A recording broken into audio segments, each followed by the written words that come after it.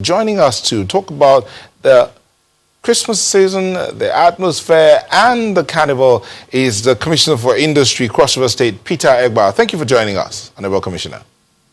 Thank you, and Merry Christmas. Christmas to you too. So tell us, what's it like in Calabar, the Cross River State, or in Cross River generally, within this period, the Christmas period, especially with the carnival just around the corner?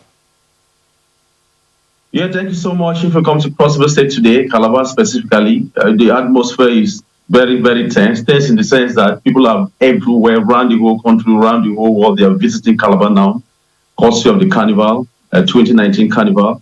And we are expecting more people to come around and join us and celebrate the Africa's biggest street party. That's how the atmosphere is right now. Okay, so now it used to be 30 days of activities, but these days it's been reduced to just about a week or thereabout, or is it still 30 days of activities for the carnival?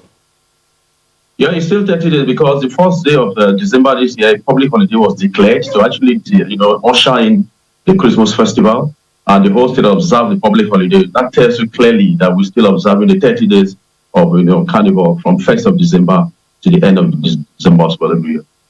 Okay, now in the build-up to this season, there's been a lot of activity in Cross River State as regards industrialization. The government talking about industries here and there, the rice industry and the garment industry, all sorts of industries. Tell us what's happening in there. Are the people also getting to see this, or is the economy of the state getting better by reason of this, so that the people are enjoying more of the Christmas? Yeah, the economy of Cross River State is getting better. When we came, what we needed to do basically was to decouple ourselves from a dependent on federation accounts.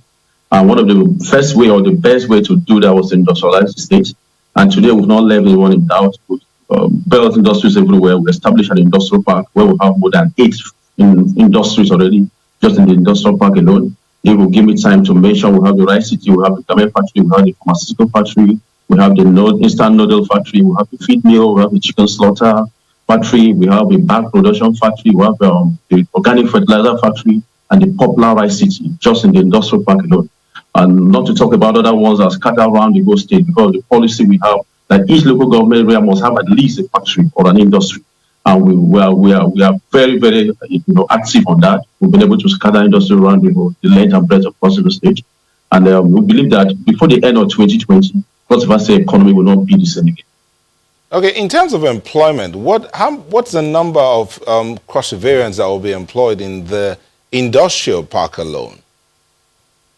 In the industrial park, as I mentioned earlier, there are a whole lot of industries there. For instance, the garment factory is running already. We have 3,000 Cross Riverians already working in the garment factory. We also have the rice city already functional, 100% functional. We have more than 1,000 persons already working in the rice city. And also for the chicken slaughterhouse, because of direct and indirect jobs, we're expecting more than 2,000 persons to be engaged there. So in all, the economy of Cross River State is going to be affected. The issue of unemployment in Cross River will be 18 fast. About industries, there are those who are concerned about the question of power.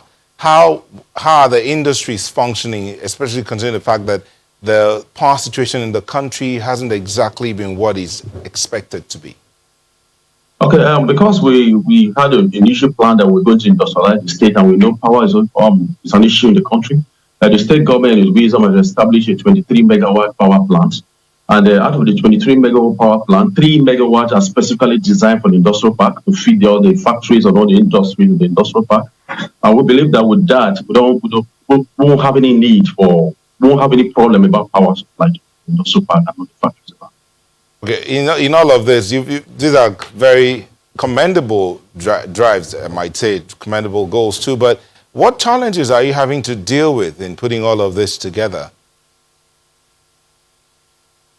The challenge, we may think of the challenge of funding, because if you check the federal allocation as it stands now, Cross River State is one of the least. If you check what comes to Cross River State every month, we are one of the least. I think 35 out of the 36 states of the federation.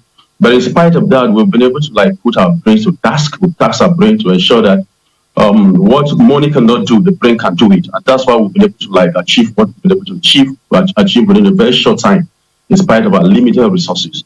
And I think the governor is actually doing very well in that direction. He came from the private sector, and he's been able to bring all the whole of that knowledge, all of that idea, and the whole of that, drive into governance. And that's why we're achieving all these massive results. 3,000 staff at the garment factory alone. What jobs are they doing? I do know that we had the news about the military giving the garment factory a contract of sewing their uniforms. What other jobs are they doing at the garment factory?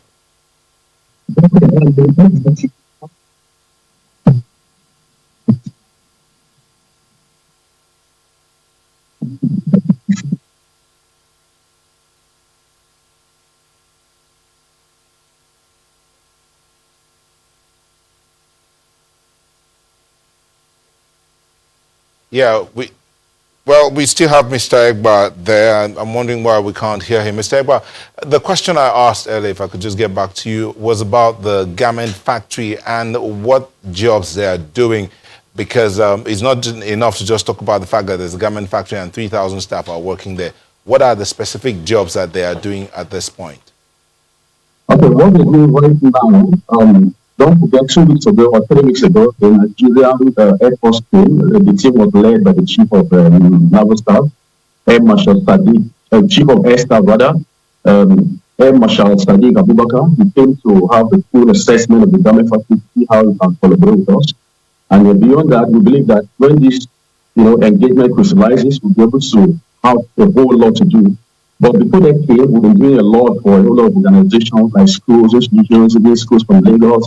For instance, we did the whole matriculation gang for LASU, we did the whole matriculation gang for UNILAC, and we've also sold, make uniforms for schools around Cross River State, even up to Ebonyi State and River State. They come around with their school uniforms, and we've been delivering on them good quality every time.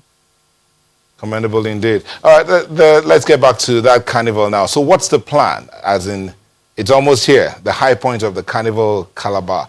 What is happening? What's the plan? For Calabar 2019, the theme of Calabar 2019 is humanity. Because if you check around the whole world today, what's happening is that there's so much inhumanity to man. And therefore, what this team wants to address is that issue of that man inhumanity to man by trying to bring the theme humanity.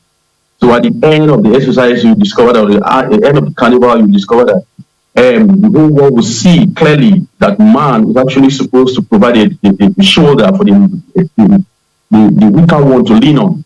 And that's what prompted the theme of this year's carnival. There are going to be a whole lot of activities. The main carnival is on the 28th, which is Saturday. And after that, there will be a bikers carnival will come a day before that. And there will be the international carnival on the 29th. So all those activities are lined up and they are well planned. So I'm inviting you specifically to come to Calabar and be part of the Carnival 2019. Thank you very much, Mr. Egba. I would look forward to that if I can catch a flight. I do know that all the flights are booked, but we'll see how that works out. Thank you very much. We've been speaking to Peter Egba, who is the Commissioner for Industry in Cross River State.